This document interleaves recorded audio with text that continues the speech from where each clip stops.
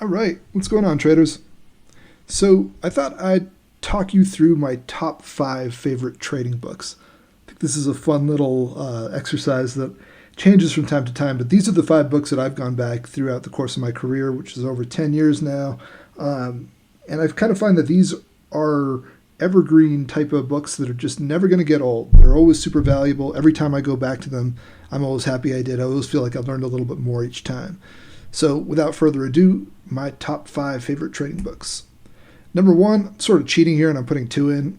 It's Brett Steenbarger's books, basically all of them. But I selected these two because these are my favorite two that he wrote.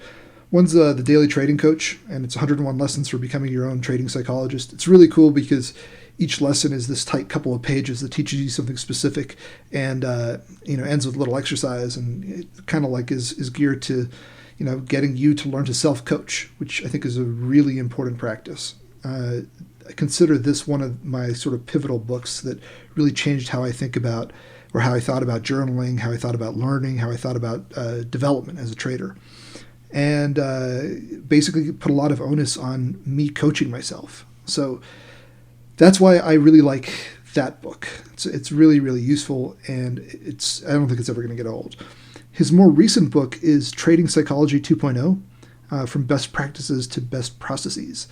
This one, I don't love it as much as I love the Daily Trading Coach, but I think it's also a valuable book because it looks at how you can really internalize systems, I guess, processes and systems in your holistic actions as a trader. So not just your specific hitting a buy and sell buttons, but actually learning what are the healthy ways to view risk, what are the healthy ways to view losses, what are the healthy ways to view winners, and kind of how to fix broken steps so that you have these solid feedback loops that happen, so that you're constantly developing in ways that are sort of both consistent and healthy.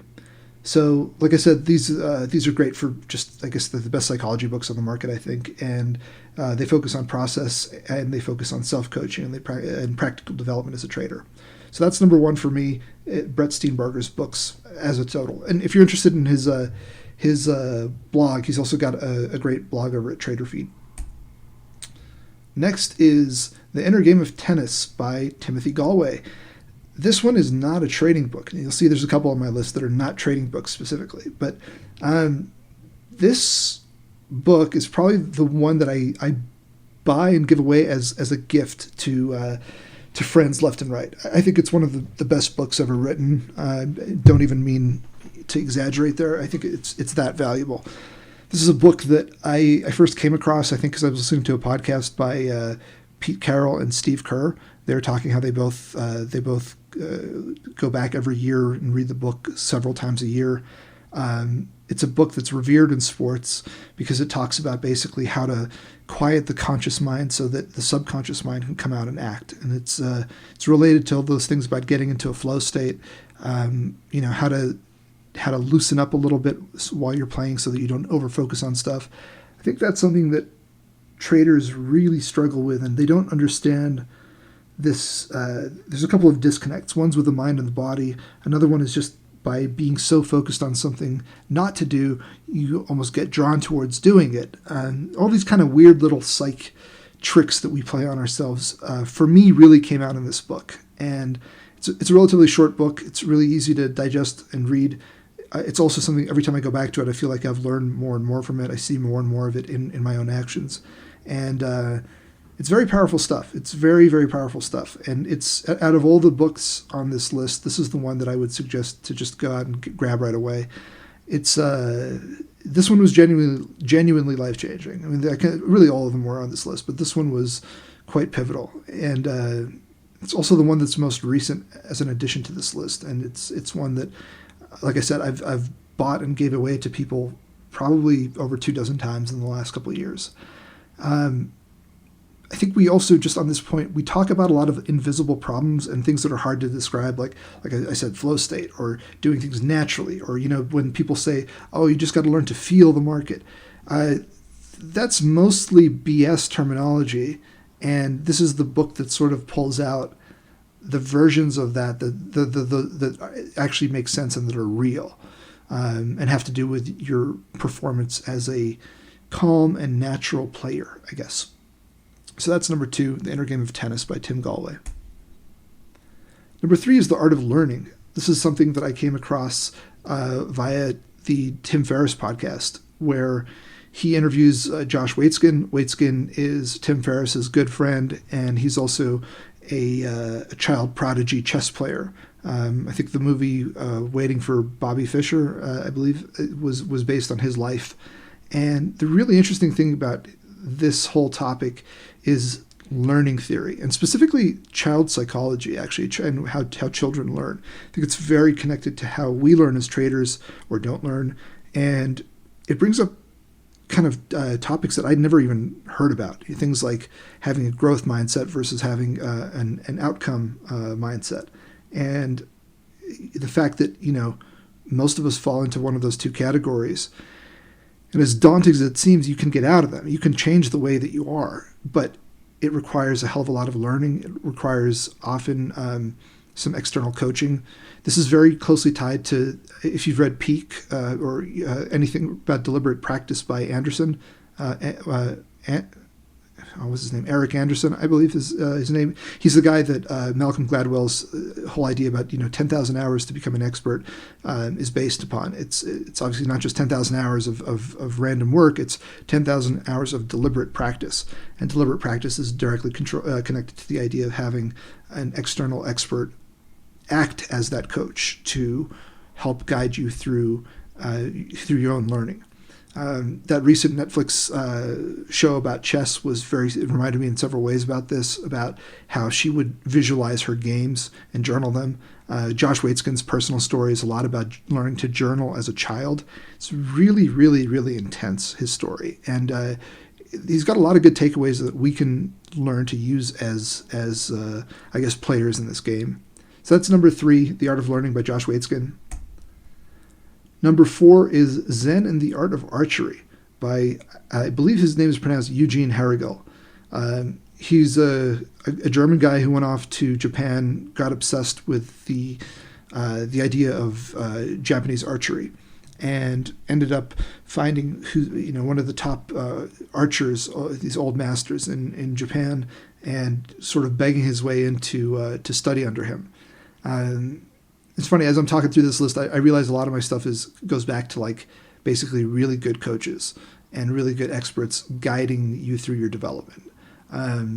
That's something I've personally subscribed to over the course of my career, and it's one I think you have to be very careful about. But if you find the right fit for you, somebody who understands your learning style and can act as an external voice of both criticism and cold rationality, and then maybe also from time to time some praise, is something a lot of us probably would do well with.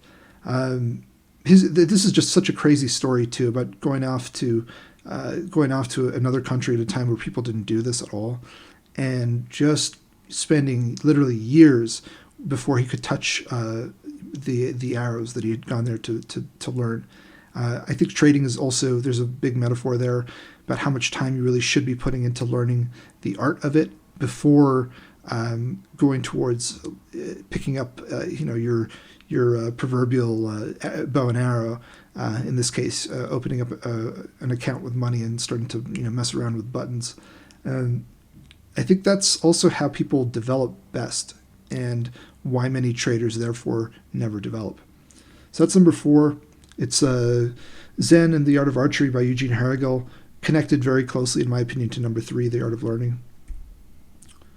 Then finally, Lance Begg's books come up. Again, I'm cheating here a little bit because there's 3 that I'm talking about here. 2 of them are the ones that he sells as somewhere between an ebook and a course. The ebooks are so good they should be considered a course, but many people just consider them a book. And then there's so he has YTC, your trading coach is his brand, Price Action Trader. That's the first core piece. But then he also has a version that talks about that adapts the YTC system to scalpers, and that one's also very, very good. Both are more than worth the price of what you pay. I mean, probably the best purchase I've ever made as a trader. I think is this single resource. Lance as a person has been a huge influence on me, and he's also just a great guy. Somebody who's always supportive whenever I've emailed him and asked him for pointers here and there.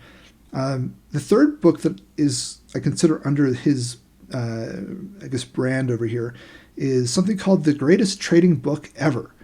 That sounds interesting, right? It sounds almost scammy. Well, in this case, what it is, it's Lance Beggs basically saying that your market structure journal really should be the greatest trading book ever. You should be treating this thing like, your masterpiece over time. You should be treating it in a way that that you should be proud of it looking back. You should treat it in a way that at the end of every week or every quarter or every year, however you're doing your big picture reviews, this is the book that is going to be more useful to you than any other book out there. And that's because it's a book about you. It's a book about yourself. It's a book that essentially gets you to self-study and to pick out the nitty-gritty of what you've done. So it moves you basically from pure theory, which is pretty much every other book on this list and any other book out there, and into direct self-reflection. To me, when I finally read that article, I remember going out the next month and doing sort of the best job I'd ever done on keeping a steady journal, and I took it to like Office Max or Staples or one of those stores where I had it compiled into a PDF where all the day's journal individual journals had been compiled into a PDF. They printed it out for me, bound it, and it became my monthly sort of little book that I do pretty much every month. These little books have for me been, I mean, it's difficult for me to overstate how important they've been. I take them on trips with me. I randomly will look up, a month that I can study from 2016. Just grab something from the shelf, and I've got these notes where I can see a clear path of development for myself. I understand what I was thinking back then, and I can, and I see how I've gotten better. I also see places where I had good ideas, I just didn't know how to do them properly.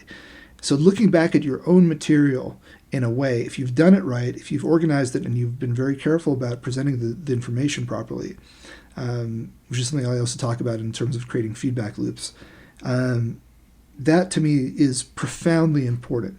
And if you're not, you're just journaling by kind of putting together a spreadsheet or kind of randomly opening up a journal and kind of pouring your thoughts into it, just again at random, that's not really helpful. But if you do the market structure journal the way that Lance does, it becomes this super mega powerful thing. So anyway, those were my top 5 books. They're probably not the most traditional list, although I do have a couple of trading books on here, namely Brett Steenbarger's and Lance Beggs' books. But it's really these ones in here. If you want to get deep on psychology and learning, it's Zen and the Art of Archery, Art of Learning, and Inner Game of Tennis that I would suggest picking up. Inner Game of Tennis in particular has been, I think it's one of these books that you just can't regret reading. You will get something from it. So that's it from my side. I hope all y'all are having a great evening. See you later.